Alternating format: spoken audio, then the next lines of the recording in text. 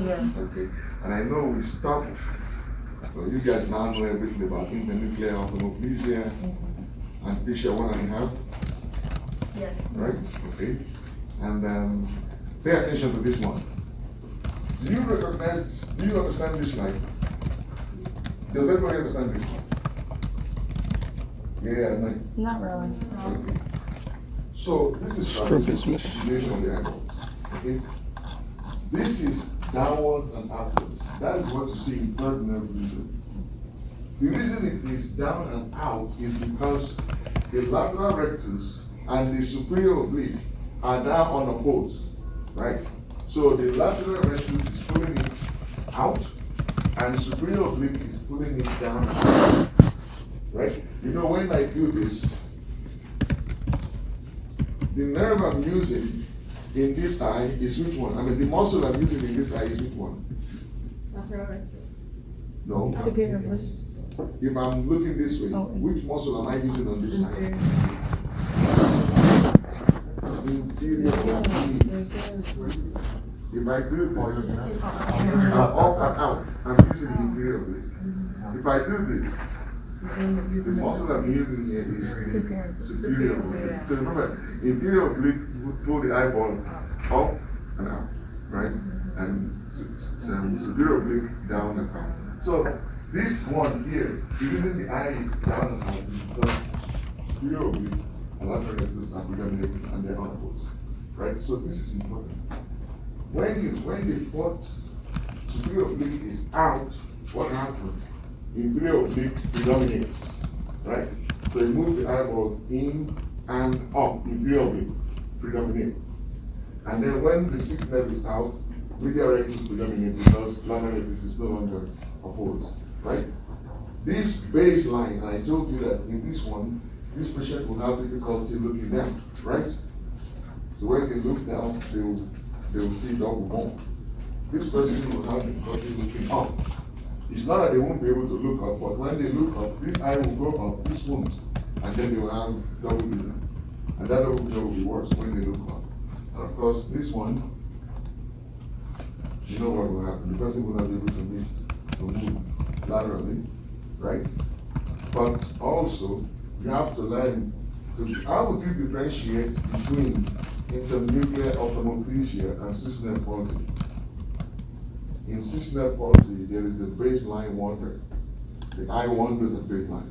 Whereas in internuclear ophthalmoplegia, there is no baseline wonder. The person looks at you straight, it looks like everything is intact. It is when you now have them following your finger that you realize that one eyeball is not able to continue. You understand what I'm saying? So in cranial nerve pulses, you always have baseline strabismus. Whereas in internuclear ophthalmoplegia, at baseline, both eyes will look normal. It is when you have them following your finger that you see that one eyeball is not moving. Okay? Very important. Okay, that's what I want to say about that. And then we talked about this patient. I didn't really talk about it because you guys don't tell me. And I don't want to. I know we had a good point about subjective and objective tinnitus. Yes, objective, you have to listen to some scope. And balance, we guys talked about. Now, vertigo, I think is where, yeah, vertigo is where we're going to start, right? Mm-hmm. Okay. So vertigo is the sensation of loss of balance, like you can imagine. Now, whenever you see somebody with vertigo, the most important question you want to ask yourself is, what is causing it? Is it a vestibular or is it a non-vestibular? In other words, does it have anything to do with the ears or does it have something with the brain? Right? When it is non-vestibular, it could be cardiovascular in origin, and like I was telling you, when it is cardiovascular in origin, you will see that posture will affect it. Erect posture. Okay? Erect posture. Patient will feel dizziness when they change position. Not rolling over in bed, getting up, like sitting up in bed, or standing up from sitting position. That will make the vertigo worse, right? I told you that. What are some of the contrasting features of non-vestibular vertigo? Feeling faint, dizzy, near syncope, when you examine them, you might see pallor, they might break out in sweat, they might have palpitation. For sure, they will have hypertension or orthostasis, and they generally do not have nystagmus. Okay? So whenever somebody has vertigo, you check their blood pressure, make sure you rule out orthostasis, understand it a little bit more, ask them more questions. Most of the time, when people have non-vestibular vertigo, it is usually a sense of feeling pain, like I'm going to pass out, a giddiness, okay? And then, when it is vestibular, that means it's of neurological origin, okay? You have something to do either with the ear or the brain, okay? Now, vestibular vertigo is neurologic. There are two types. It could be physiologic or it could be pathologic. Have you tried to read an article in a moving vehicle before? How does it feel? Thank you. Feel dizzy, right? That dizziness is physiologic. The reason you get it is because your vestibules, they are sending information to your brain that you're moving at a very high speed. But your eye is fixed on the letters that you're reading. So the brain gets confused that, what are you? Are you moving or you're stationary and reading? Right? So that is a physiologic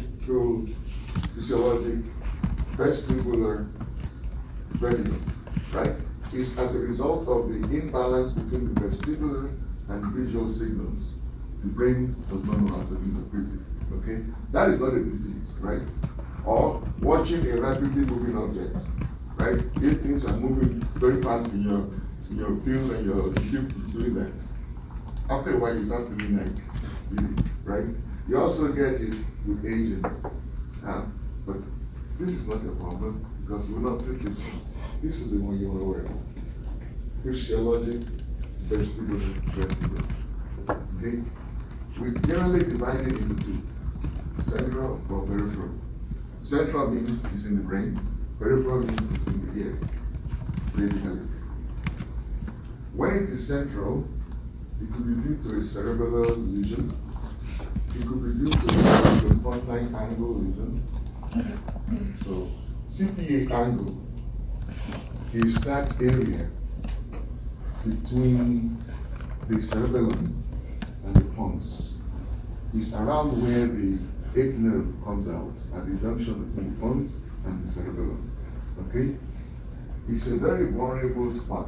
So we have identified it as an area where people that will have, if you're going to have eighth nerve lesion, it's going to be somewhere around the CPA angle. Right? Just know that. Then you have vertebral-basilar insufficiency.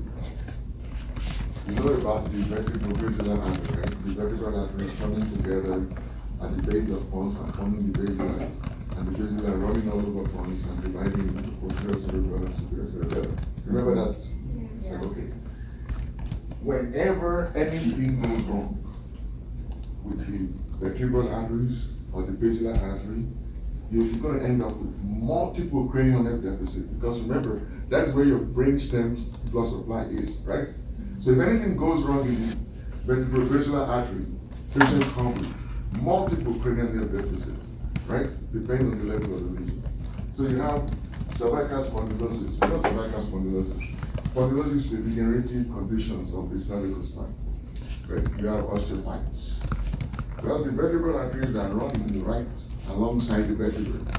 So if somebody has osteophytes that is protruding and they turn their head this way, that osteophyte can compress the vertebral artery and obstruct it and interferes with blood supply to the brainstem. They will feel dizzy when they look at it. So they will learn not to look at it. And they will come and tell you, I feel dizzy when I look to the right. You need to understand what is going on. Okay? And then there is the vertebral migraine. We'll talk about migraine. Migraine is an abnormal cerebrovascular condition characterized by intense vasoconstriction followed by severe vasodilatation. Okay, so migraine gives you vasoconstriction and vasodilatation, rapid sequence. Okay, when it is peripheral, that means it's not in the brain. It could be benign postural vertigo, we still don't know what causes that.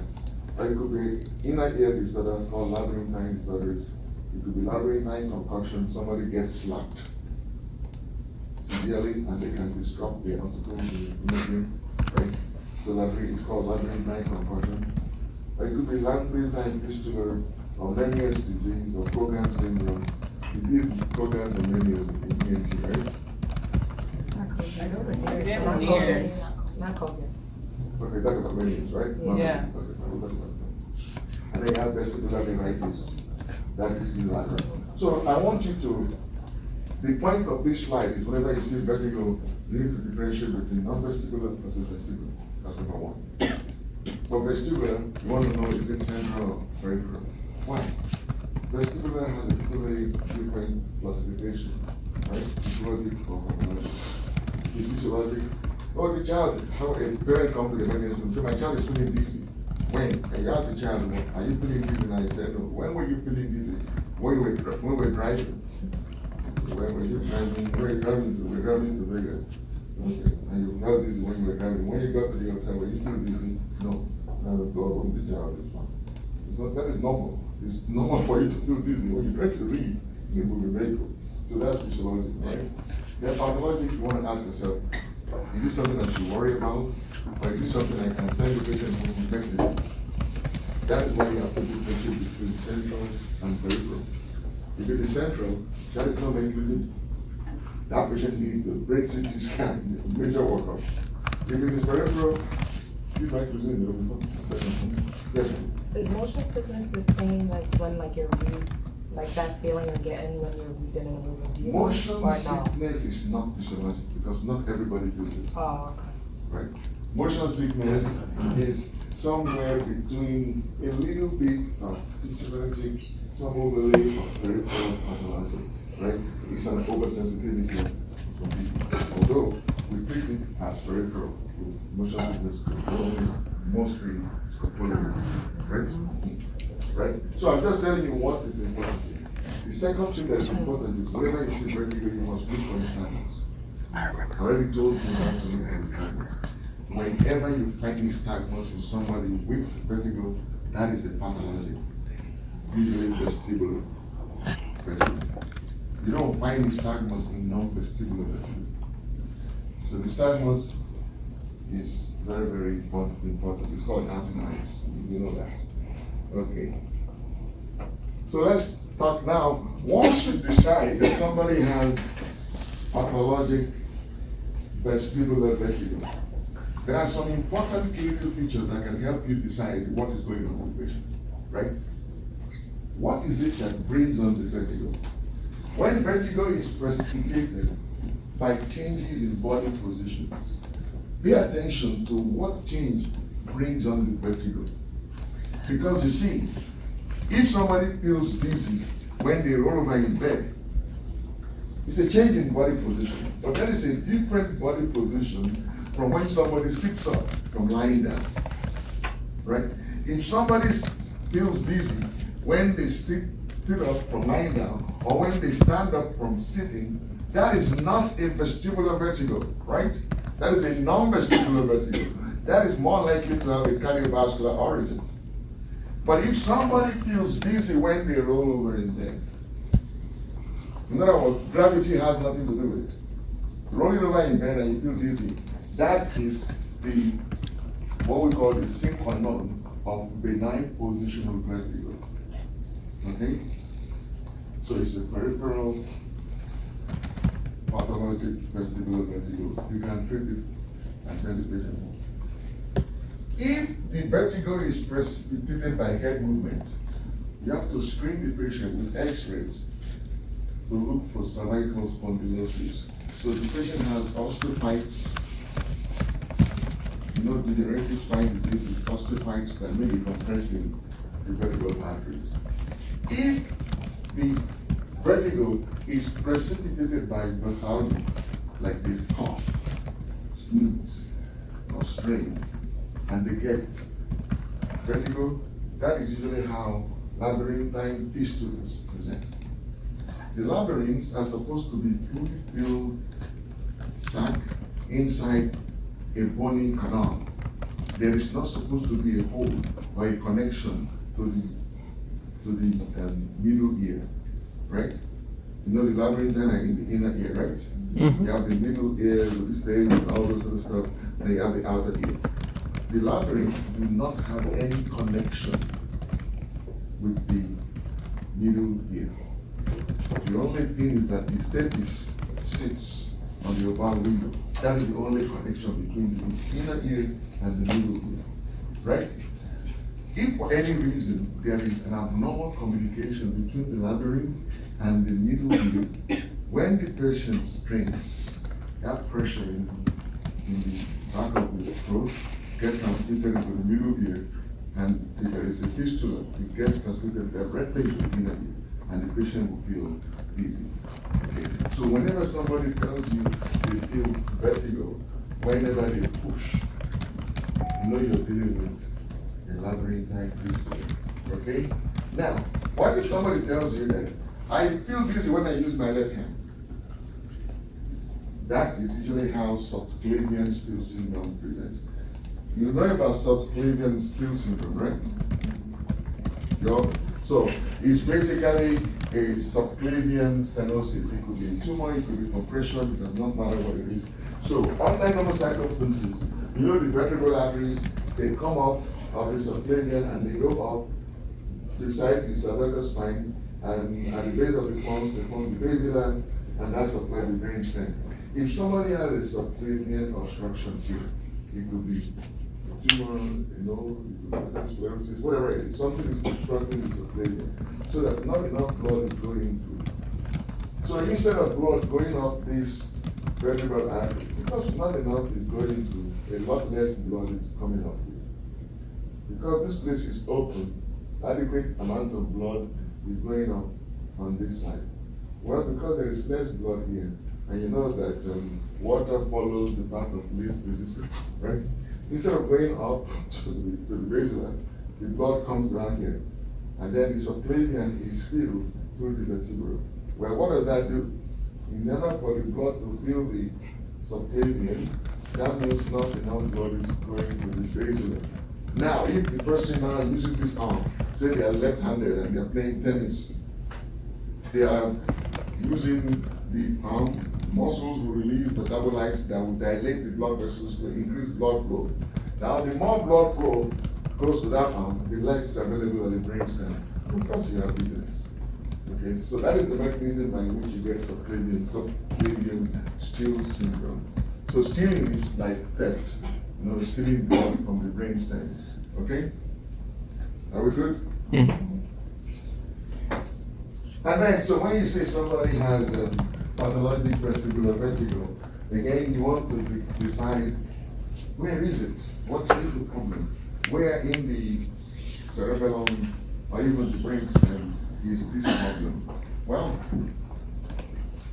whenever there is pathologic vestibular vertigo and it is central, there are very few places it could be, right? It could be in the cerebellum, or it could be in the brainstem. When it is in the cerebellum, the patient will present with ataxia. Another name for ataxia is dyssynergia, okay, impaired muscle coordination. How do you diagnose and elicit that? You do finger to nose, right? So touch my finger and touch your nose. The patient does that and you move your fingers around like that. See, and they try to touch, right? So finger to nose. And then heel to toe, right? So put your right heel on your left big toe, or slide your right heel down to your left shin, right? Right, like that.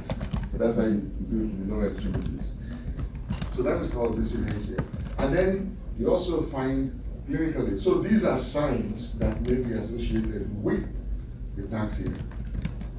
Dysmetria, that is pass pointing. So when you tell the person, touch my finger, they keep overshooting. They can never bring their finger to touch your finger, they keep overshooting. That is what is called dysmetria, okay? Now, this diadochokinesia is when they are not able to perform rapid alternating movements of the hands. do this. You start, of course, you don't go start your say, look at me and do exactly what I do.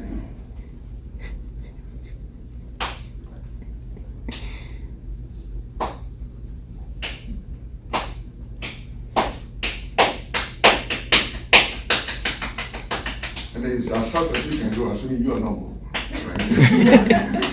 So that is how you diagnose this kinesia. And then decomposition of movement is something you watch the patient. You see, if I want to sit down here, I can just come. Anytime I come to class and I'm trying to sit there and you see me do.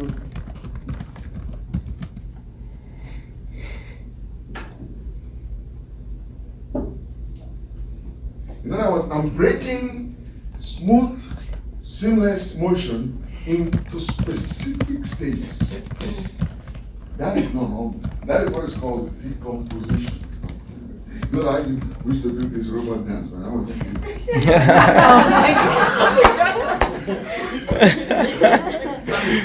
real decomposition. Hey. Oh, yeah. Michael Jackson came around. Now, so you see, when you see that, you know this is a cerebral lesion. This is a big problem. Mm-hmm. That's a patient that will need a CT scan, that will need to see a neurologist, maybe a neurosurgeon, but you start with the neurologist, okay? Now, if your patient has a multiple cranial nerve deficits, that's a brain scan problem. Okay, that's another big problem, part of the central nervous system. And then, depending on which cranial nerve, you already know they all come up in folds, midbrain, fronts, and medulla, right? Now, there is something people don't understand. Romberg test. In central pathologic vestibular vertigo, Romberg test is negative. Many people get confused about this. They think Romberg, it is not every time that a positive sign is a worse thing for you. In this case, the negative sign is the worst thing. If Romberg is negative, that means you have a central nervous system problem. What is Romberg? Well, you tell the patient to stand with their feet together and their eyes open. If the patient cannot even stand with their eyes open and their feet together, it's very good Romberg. It's very negative. Right? Now, what is a positive Romberg? The positive Romberg is you tell the patient, usually you do this standing behind the patient and your hands not touching the shoulder, but right on top of the shoulder to grab the patient. Okay? So you tell them, put your feet together and then and then close your eyes, and once they close their eyes, they begin to sway. The reason they sway when they close their eyes is because under normal circumstances, your position in space is determined by 3 coordinates. The eyes, the ears, and your proprioceptors. You need only 2, but you have 3 organs that can give you your coordinates. It's brain. For the brain to know where you are in space, you need 2 coordinates, right? But you can get it, those 2 coordinates can come from the vestibular input, visual input, or proprioception. Provided you have 2, you'll be fine, right? If you don't have 2, you will not be fine. So say for instance, somebody has a brainstem problem, so the proprioception is out. They will be able to compensate with eyes and vestibular.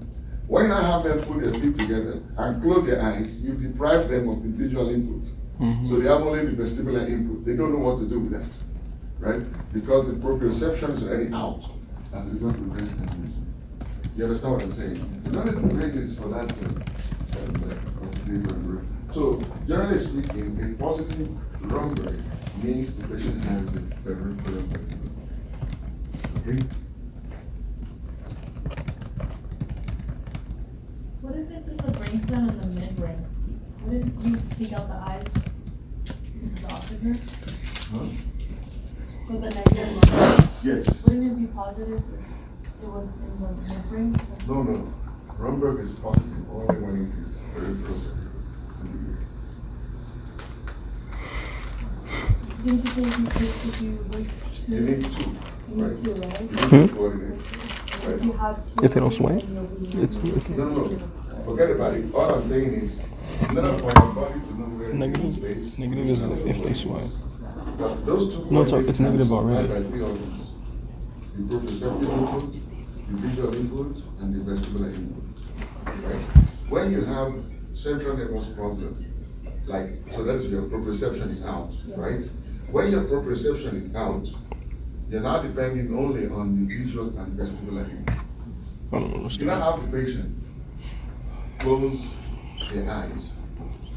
If they have a peripheral vestibular, so within the vestibular input is out, they are counting only on their proprioception and their visual input, right? So somebody with ear problem is now lost their vestibular input, but they have their visual and their proprioceptive input. When you now have them put their feet together, they'll be balanced because they have their visual and proprioception, even though the vestibular is out. If you now tell them to close their eyes, they lose the visual and they lose balance because they need at least two. And as a result of the ear problem, they already lost the vestibular. When you now tell them to close their eyes, they only have the proprioception. You're not going to be able to maintain balance. You got it? All right.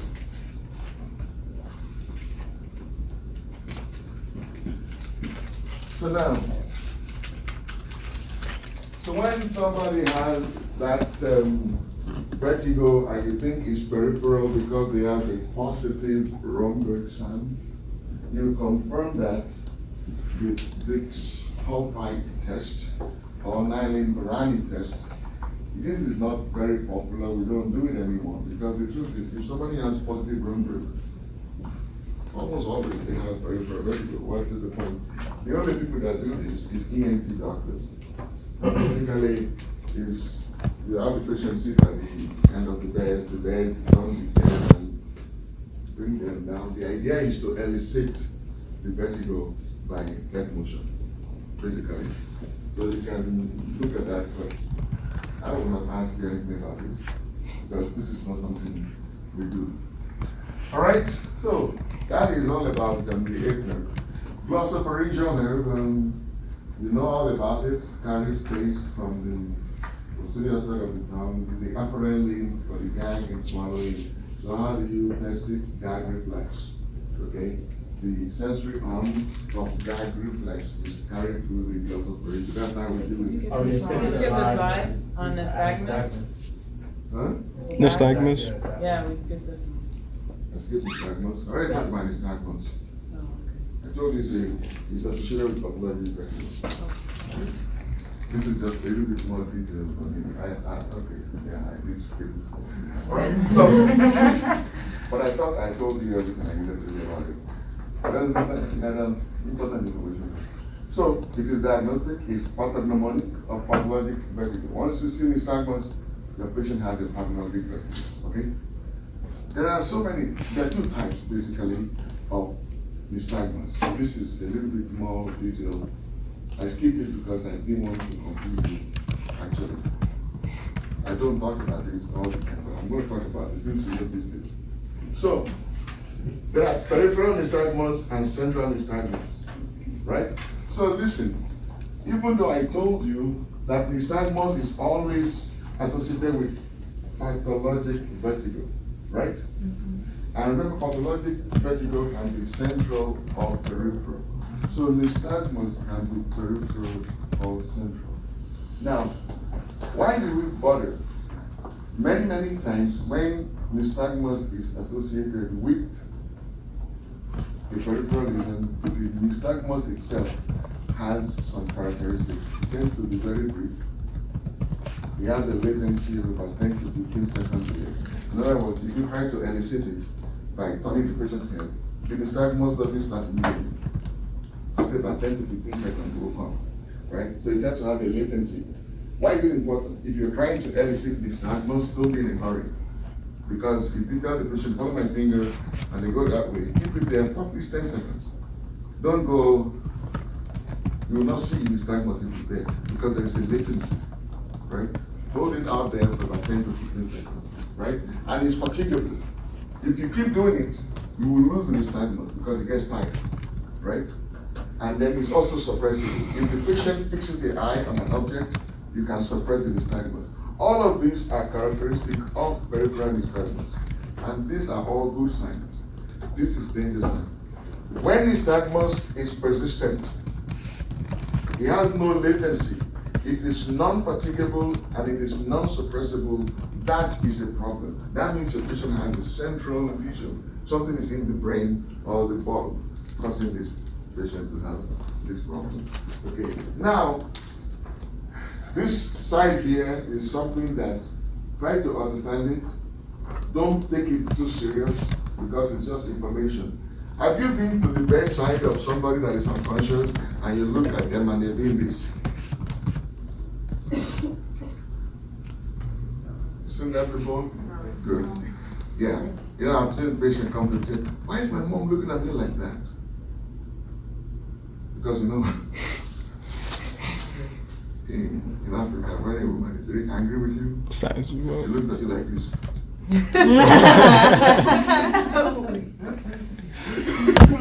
So they say, you're looking at me with your eyes. Right?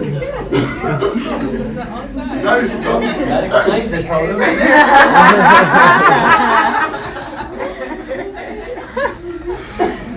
That is not nystagmus. That is a angry woman. Oh my God. Okay, so you see, nystagmus at the bedside, depending on where the problem is, it will be vertical or pendular. Vertical means the patient is looking.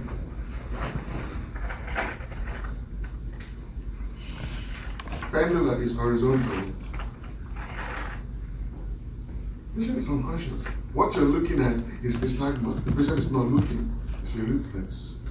Okay? So depending on where the lesion is in the brain, the nystagmus can be vertical or it can be pendular. People have tried so many ways to describe them in different ways because they think it has some differential diagnostic significance, but it does not matter. Once you have nystagmus, you have to do brain MRI. And once you do MRI, you will see where the lesion is, right? So this part of it is important if you want to know it, if you intend to practice in Soweto, maybe. But if you intend to stay in the continent of the United States, just know it for knowing sake, okay? We call it up-breed, down-breed, ocular bobbing. It's the same name for whether the vertical, jerky, pendular. Just, I've already told you what that is, okay? It's movement of the eyeballs in somebody who is unconscious. Many times, parents or patients will come to you and say, why is my mom looking at me like that? She's not looking at you.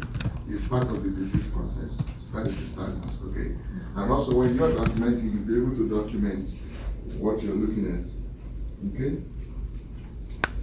And then, when nystagmus is central, it could be vertical, horizontal, all that.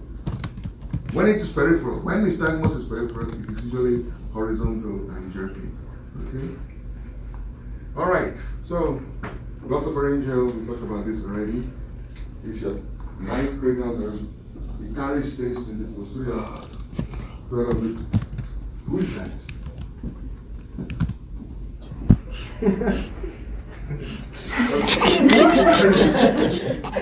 Taste from the posterior third of the tongue. But we generally don't test it. We don't look for it by tasting the posterior third of the tongue. You just do gag. So if your patient, once you put the tongue depressor in somebody's mouth and you say, and they gag, you can assume that the cranial nerve 9 and 10 are fine. Because the sensory arm of that gag is carried in the glossopharyngeal and the motor arm is actually carried in the vagus nerve. Okay? And these are all the distribution of the vagus nerve. You understand that. When your patient says, the uvula stays in the center. When there is palatal weakness, usually as a result of vagus nerve lesion, the uvula will both point to the opposite side. This is so important because the uvula points to the normal side, whereas the tongue points to the weaker side. Okay? And the reason this is different is because the normal palate pulls the uvula to itself. Whereas when the tongue contracts, the tongue lengthens. So because the tongue lengthens when it contracts, it tends to point to the other muscle. Okay? You got that? I'm sure you guys talked about that already.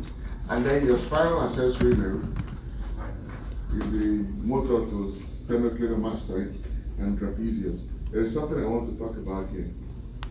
The vagus nerve has a branch called the auricular branch.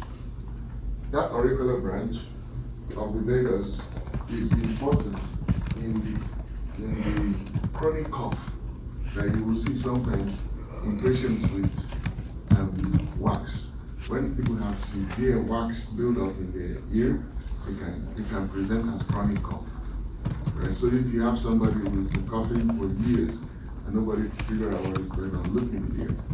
You see, that ear cough reflex is mediated by the vagus nerve, the auricular branch of the vagus nerve. So when you tell people, and everybody knows that differential diagnosis of chronic cough is asthma, GERD, and post-nasal drip. Now, I've given you the fourth one. So you belong in a different category. Only about 10% of clinicians know that wax buildup in your ear can give you chronic cough. Okay?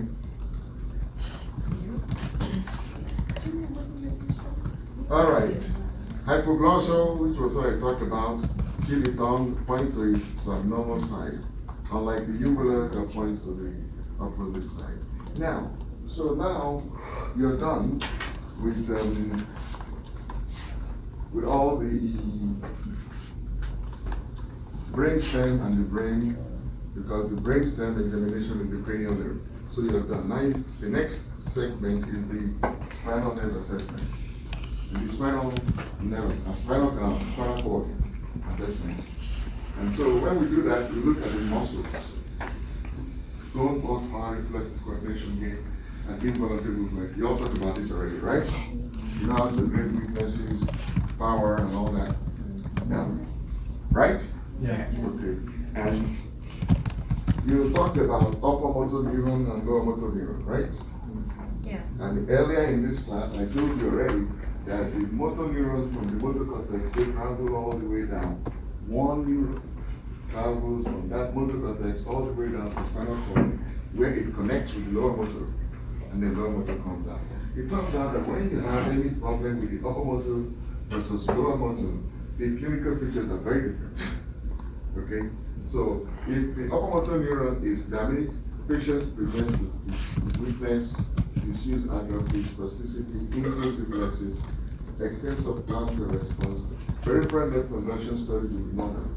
There will be no innervation potential in ENG, electromyography. Okay? When the lower motor neuron is damaged, patient presents with weakness and they have atrophy, placidity, they lose reflexes, the muscles fasciculate because they increase the tissue themselves. And then you will have nerve conduction abnormalities and then you have innervation potential. I want to put this in context for you. Say somebody has a C7 lesion, right? Right here. It's a bony lesion at C7, right? C5. Whatever.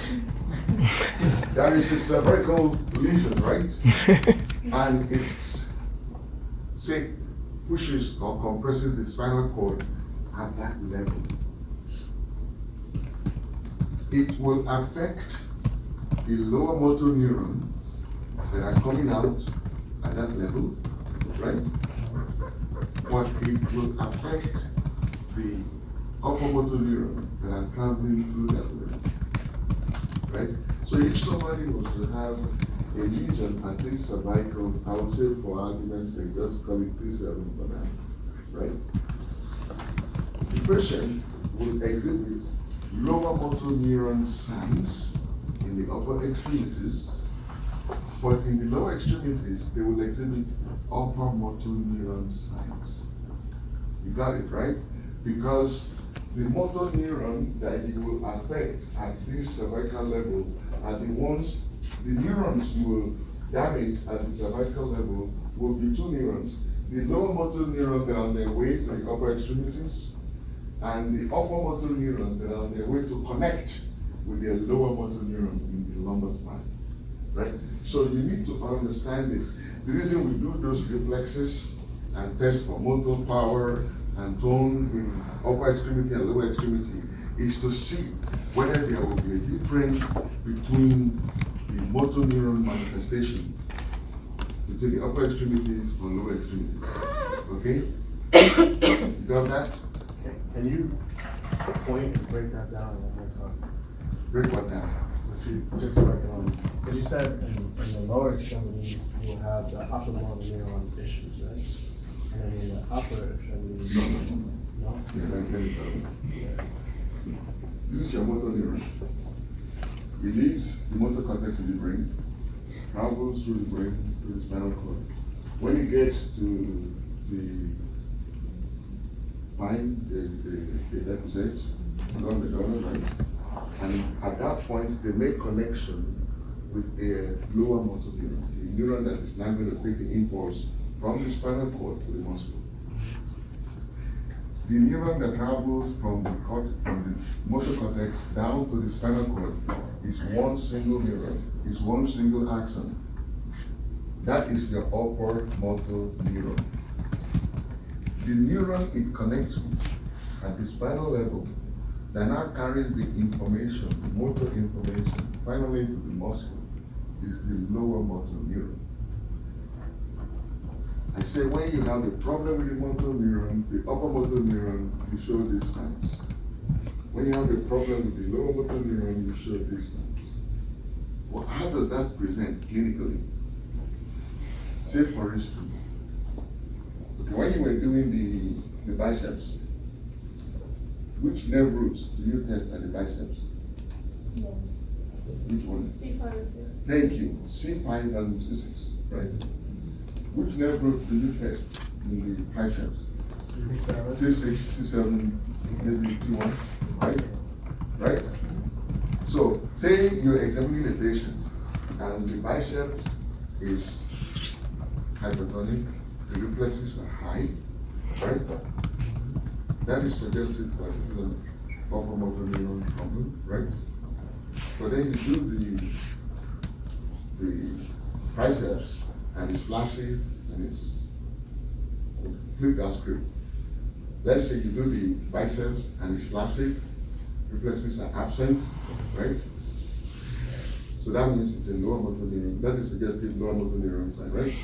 But I now do the triceps and it's hyperreflexive with increased muscle tone, right? That is upper motor neuron side, right?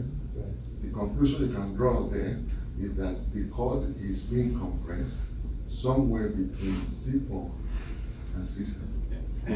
Because whatever is compressing the nerve took out the lower motor neuron fibers to the biceps and took out the upper motor neuron fibers to the triceps, right? So that was what I was trying to illustrate here.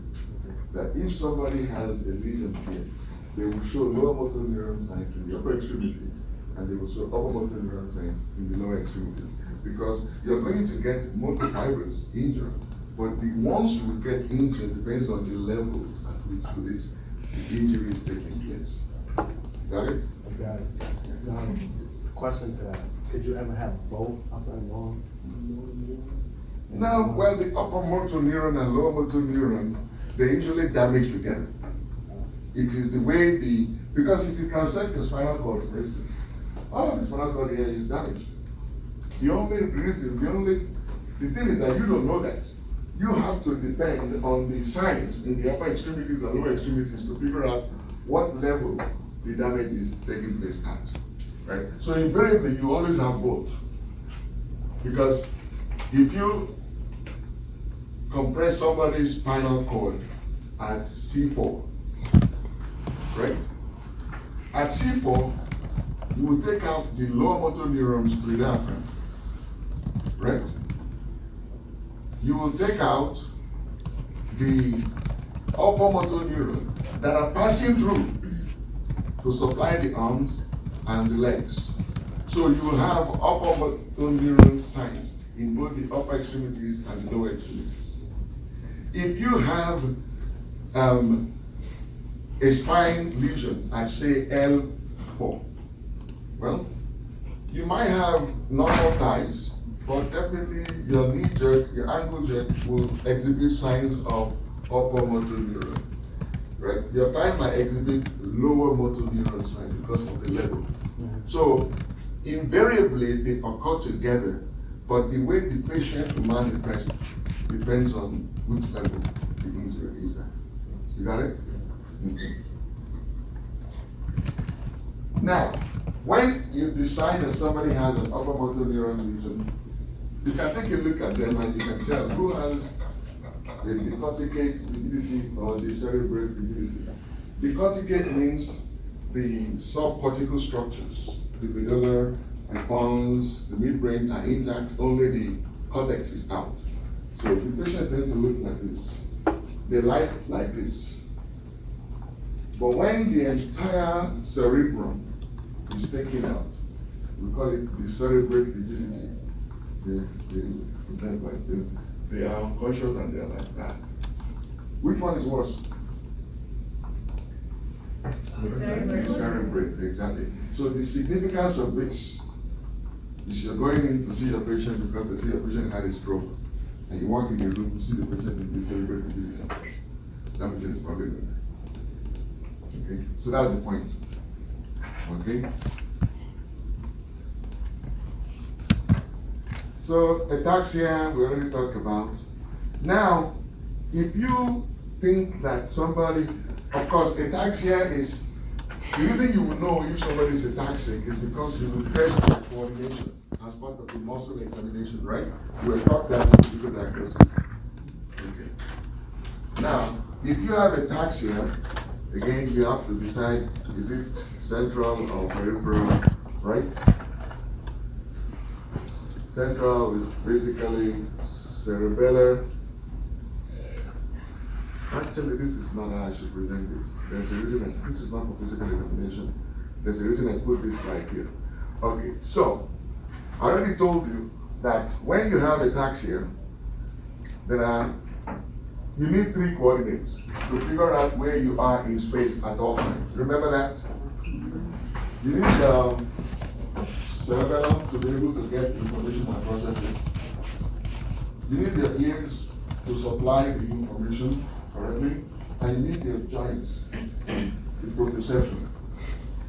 So you need these 3 coordinates to figure out where you are in space at all times. Cerebellum, vestibular, and the sensory input. The sensory input, I called it proprioception earlier, right? Vestibular, I called vestibular, okay? And cerebellum is your central area. Now, so when you have somebody with ataxia, one of the things you need to decide immediately is, am I dealing with, which coordinate am I losing? Am I missing? Am I missing the vestibular input or sensory input, or is the cerebellum having problems? So, I give you these details under cerebellum to kind of tell you the nature of the ataxia when somebody has a cerebellar lesion. Okay? When somebody has a cerebellar lesion, the ataxia can be, I didn't do this slide well, so I'm going to fix it now. So listen carefully. When you have, let me start over. Imbalance comes because you're losing a coordinate. You need 3 coordinates.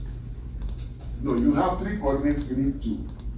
You have the cerebellum, 1, you have your vestibular, 2, and you have your sensory. This sensory, I called it proprioception earlier. So you need 2 of these to be intact for you not to have dizziness or feel lose balance. If one of them is out, and you, through your physical examination, take one out by eye closure, for instance, you precipitate the imbalance. Okay? I'm just laying the groundwork. Now, if you decide from physical examination and a negative Romberg sign that somebody has a cerebellar ataxia. In other words, this ataxia is a central nervous system ataxia, and it's coming from the cerebellum. There are some signs that you can use to decide which part of the cerebellum is really having the issue. So you can see how this is kind of deep, right? Because nobody expects you to do that. Maybe I'm alright. But just for you to know. Ataxia can be appendicular. Appendicular means appendages, right? All of you are looking for appendicular ataxia, right? So it is under appendicular ataxia that you find dyssynergia, dysmetria, dysdiabechokinesia, the decomposition of movement. And generally speaking, that tells you this patient has a lateral hemispheric lesion. When you have spinocerebellar lesion, the ataxia tends to be a truncal ataxia. How does that present? It presents with a wide-based drunken sailor gait.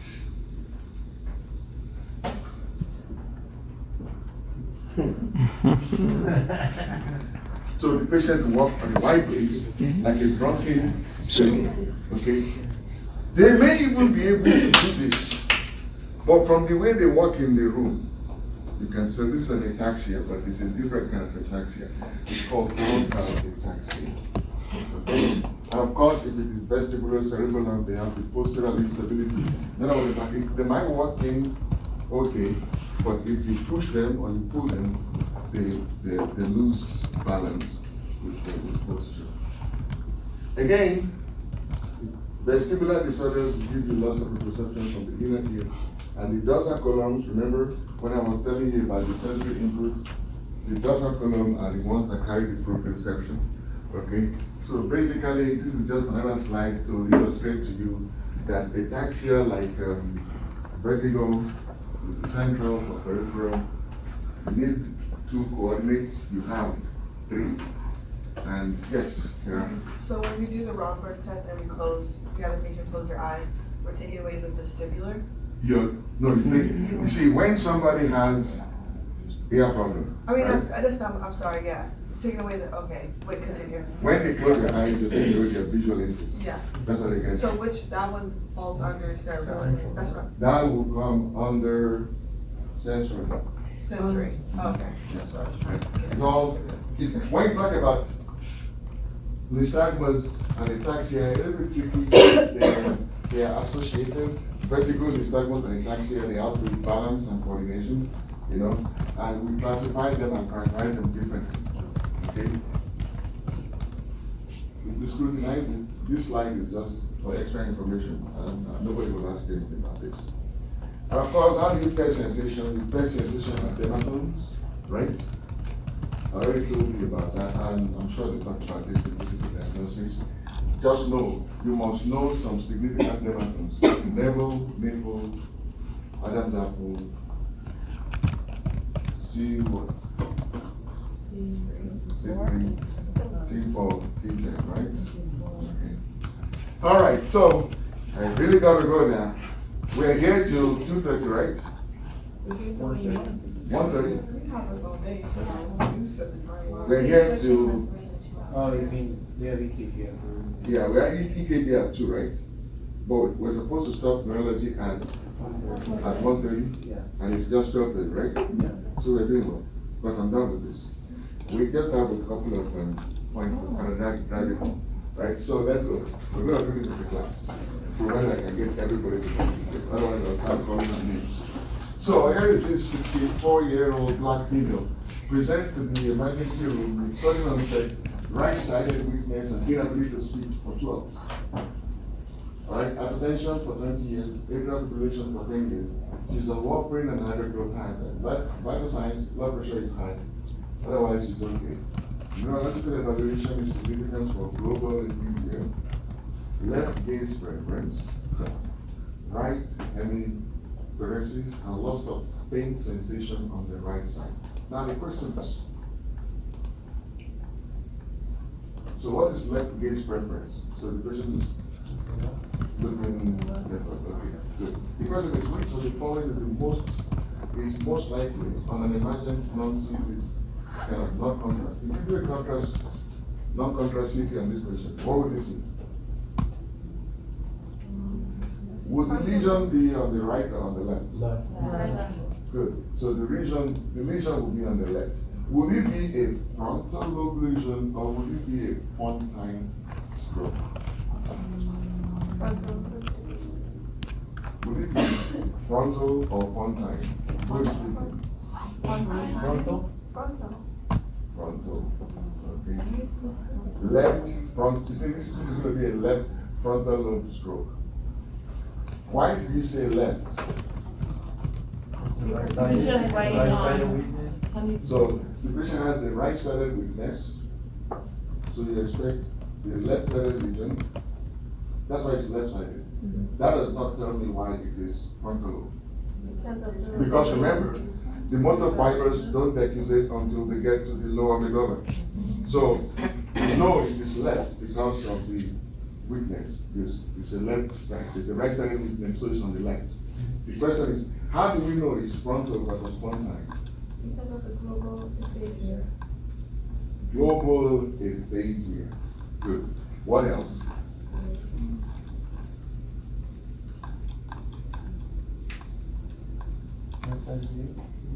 The left gaze preference. The left gaze preference. Okay, important for you to know. Do you know what that left gaze preference is?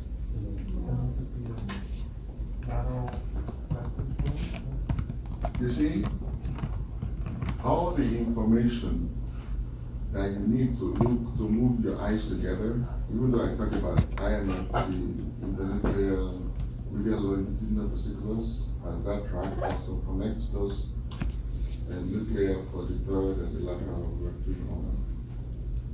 In order for you to move, this is advanced information, you can use it, you can take it.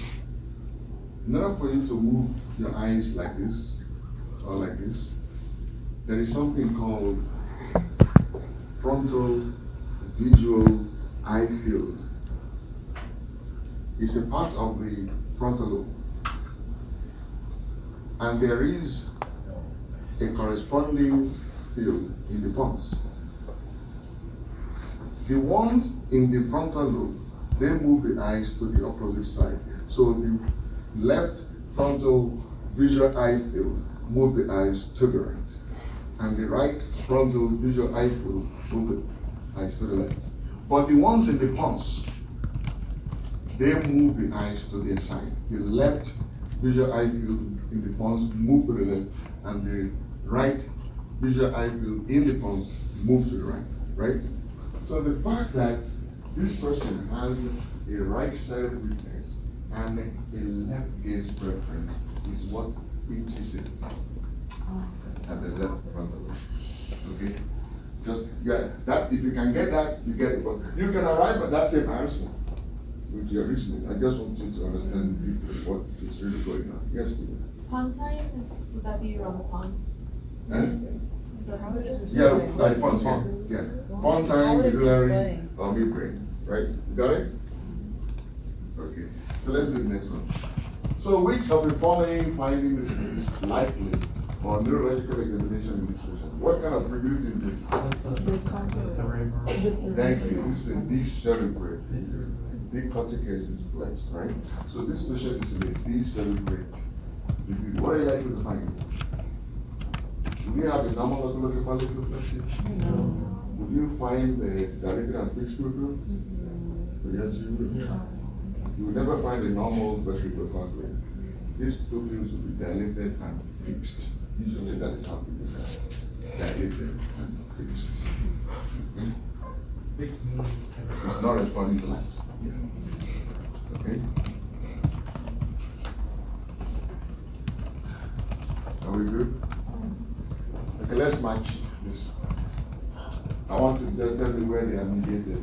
Reply like reflex. Let's go. Where? Where is the third and second? Thank you. Corneal reflex. Corneal reflex. Pons. Gag. Sleep-wake cycle. What regulates your wakefulness? Reticular activating system, right? So where? And gait and balance? Thank you. Gait and balance has nothing to do with any of it. It's in the cerebellum, right? Good. Thank you. So what is the most likely diagnosis in this 48-year-old male with right-sided facial weakness following a 6-hour drive from Los Angeles to Las Vegas in his Chevy convertible? So this guy got on the road and drove all that miles in this car. What do you think is going on here? That's palsy. Why? How does that happen? It's barrel trauma. Like when you're driving and your window is down, that hair hitting you on the face can give you Bell's palsy. In fact, that is the commonest cause. For all the Bell's palsies I've seen in Los Angeles are from people driving to Vegas with their windows down. That hair can give you barrel trauma to the window. And it takes about 4 to 6 weeks for it to recover with some prednisone. Okay? What about this? 4 to 6 weeks on prednisone? Yeah, 4 to 6 weeks. Different doses of prednisone. What about this 58-year-old female hypertensive diabetic who presents with drooping of the left eyelid for 3 days? She had no associated visual symptoms. Physical examination is significant for elevated blood pressure and partial ptosis on the left eyelid. Pupils are equal with normal reaction to light and accommodation. There is no associated changes in sweating pattern. Muscle power, tone, and reflexes are normal in all extremities. Hemoglobin A1C 6 weeks ago was 12.5. What is the most likely cause of ptosis in this patient?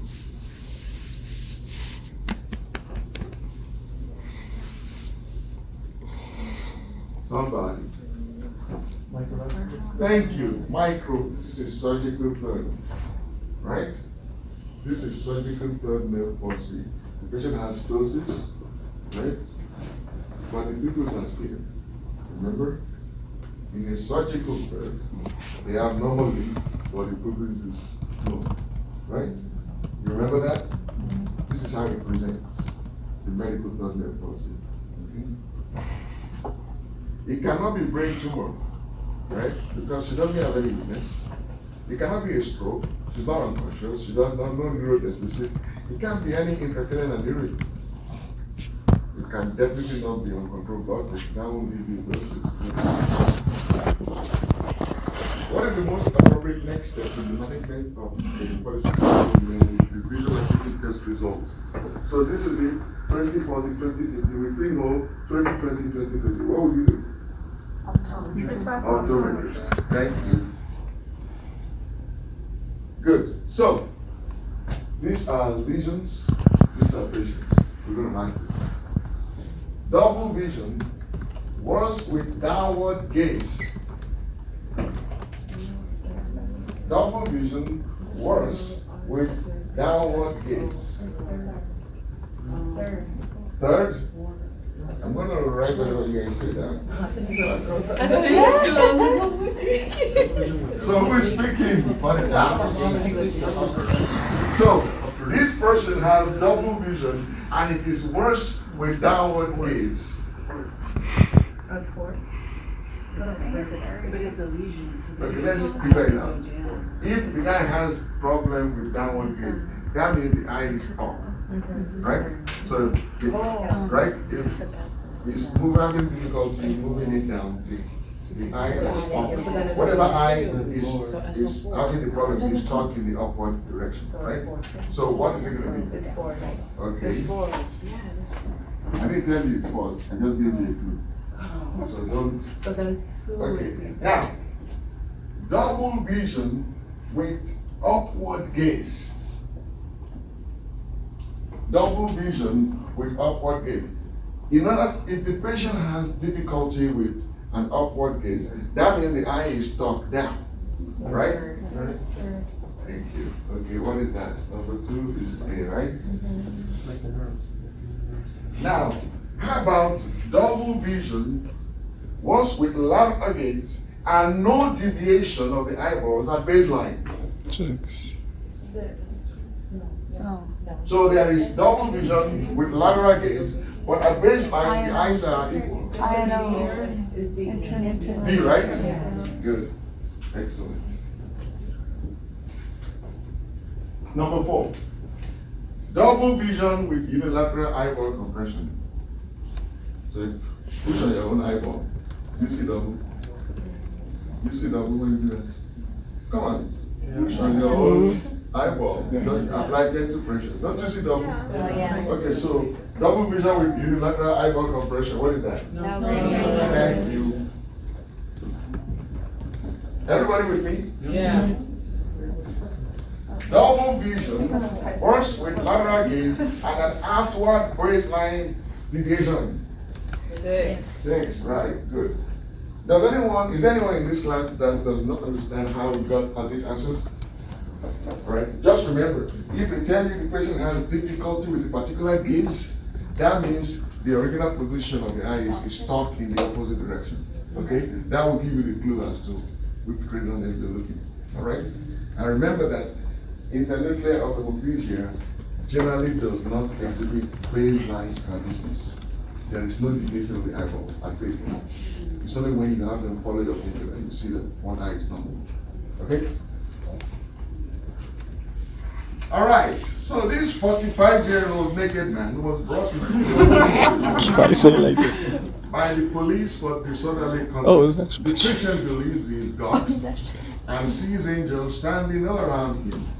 He wonders why the police would not leave him alone and wishes to be released immediately before he calls fire down from heaven. Patient is alert and oriented to person, time, and place. Better signs are normal and stable. His lab results are pending. What do you think is going on here? E. Is it delirious? Is it demented? Is it psychotic? Is it depressed? Or is it wrongful arrest? Wrongful arrest.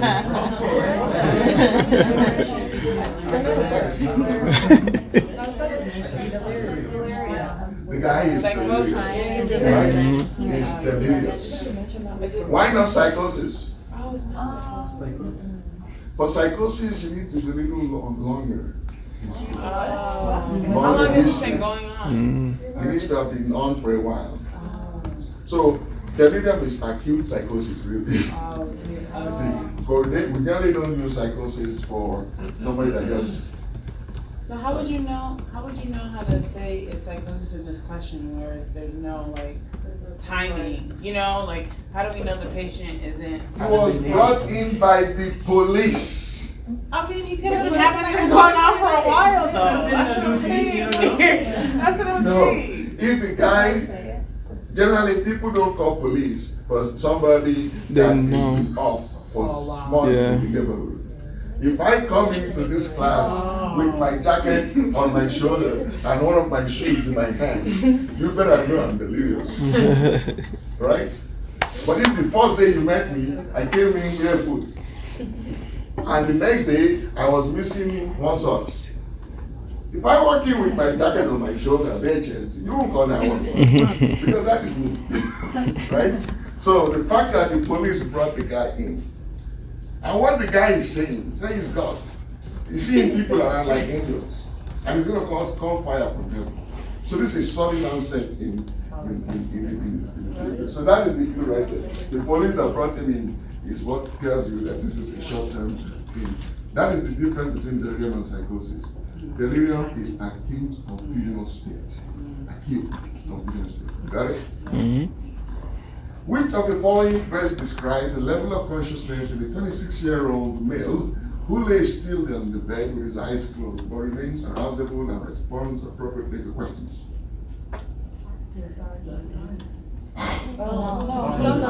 Guy is sleepy, somnolent. He wakes up and engages you, converses and goes back to sleep. He's somnolent.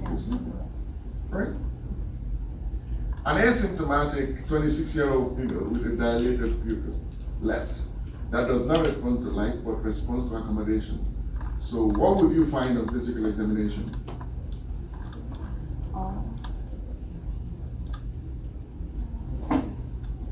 This is adult pupils, right? You recognize that? All of the above. All of the above. Are you good? You all know what is the answer, right? What would you say? That is Adai's pupil. Eye. Adai. Okay, what is this? Light-net dissociation? Wait a minute, I told you to review your notes last week. Why is this taking so long to come up with answers? Hurry up, guys. Light-net dissociation, what do we have? Mark.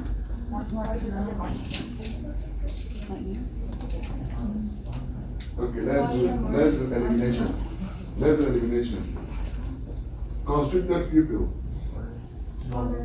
Others? Okay, good. Afferent pupillary defect. This one. And I got afferent pupillary defect. You cannot eliminate if you don't know anything. You have to know something to eliminate. Okay? So, we say three. Constricted pupil. Constricted pupil, you say, is honors, right? Yeah. Okay. Dilated pupil.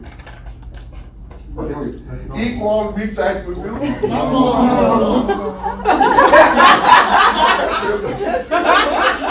You understand it that way. Okay. So no more pupil is big. All right. So now, dilated pupil.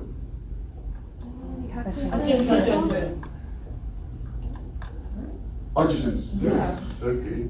That's 4. Good. At least you got that one. So now we have light-net dissociation. Thank you.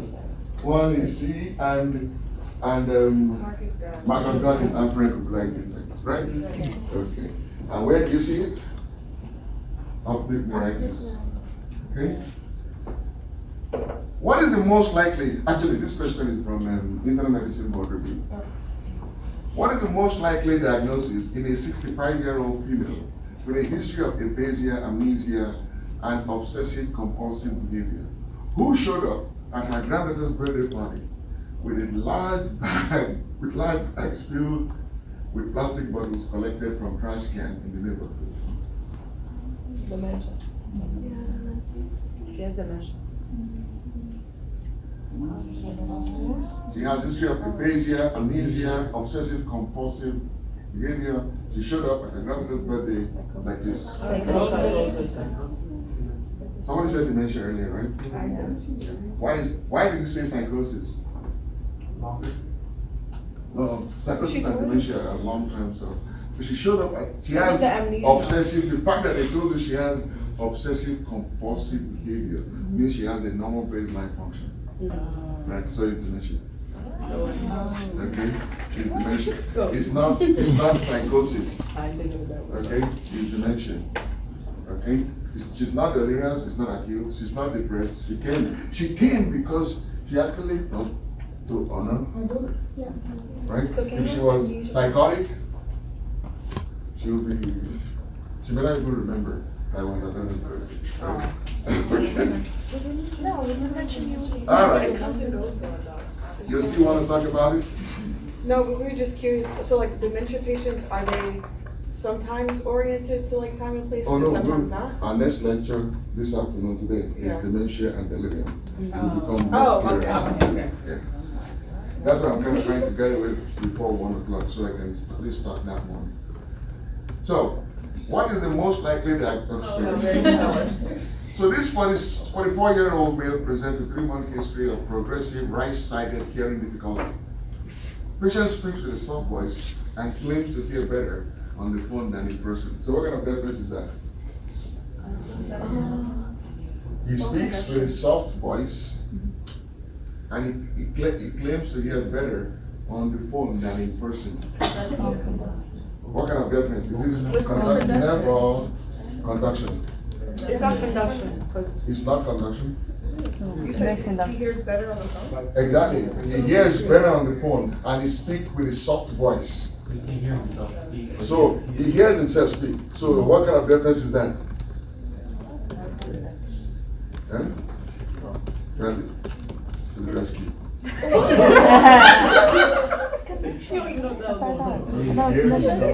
Yes.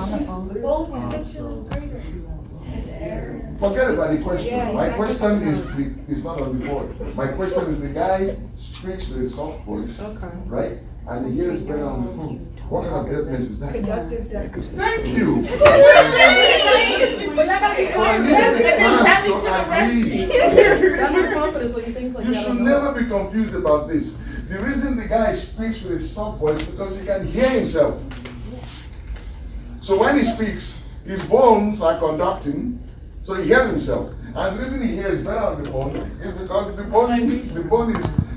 air conduction is gone. Right? If he was nerve deafness, he would speak loud because he has to hear himself. Right? So what happens when you have conduction deafness, bone conduction, at last air conduction, right? Good. I think, okay. Which of the following clinical features is most suggestive of paralytic vestibular vertigo in a 42-year-old male with a history of dizziness? Nystagmus. Thank you. What about this one? 74-year-old black female hypertensive diabetic, history of right-sided stroke 2 years ago. Presents with a 3-month history of gradual onset of objective dizziness and loss of balance. Dizziness has been disabling with no known precipitating factor. No hearing difficulties. She takes medication, lisinopril, metformin, and aspirin. Blood pressure, vital signs are normal. Physical examination is unremarkable except for inability to perform the tandem gait. You know that one that the police had to do? I couldn't do that for a while. Okay, right? And maintain balance when eyes are closed during Romberg testing. Okay? She maintains her balance when her eyes are closed during Romberg testing. There is a brief bilateral horizontal nystagmus suppressible by visual fixation. There is no residual hemiparesis and loss of sensation on the right side. No dysmetria, no dysdalegokinesia, cranial nerves are grossly intact. All these details I'm giving you, what am I trying to say? What is all, who can tell me all this long grammar I'm speaking? What am I trying to say? That is nonsense. That is nonsense. Yeah, it's not That is how they will preach it at you in an exam. Describe it in so many words that it is not central. If it is not central, then the question is, which of the following is the most likely diagnosis in this patient? Benign positional vertigo. Okay? You see how the patient came in eyes, like if you got history of stroke, you'll be wondering, all of this is basically the patient has PPD. Okay? All right, so moving on. I'm going to give you 5 minutes break and then come back. Let's start with dementia and delirium.